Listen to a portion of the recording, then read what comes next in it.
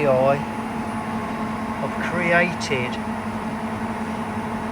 this position which will take it to a tool change position. If I hit the cycle start on that, it will come back to this position, which is where I want to change my tool. So to actually change a tool, you need to press this button here. You might have to play around a bit to find that. If you go there, you'll see tool change, then it's there. Now once you press that, it releases your door. So if you look, this door interlocks off at the minute, but it should. For some reason it doesn't. Oh, it's because I'm not in manual. So let's just press that now.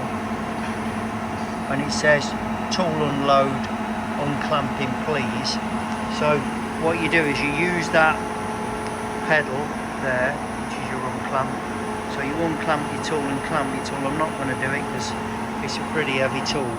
And then once you've done that, you take that out, put it back, and then what you do is you press that button again, and it's saying the guard's open. So I'm just going to open it, close it, and it's gone back to this manual operation, so it's all finished with.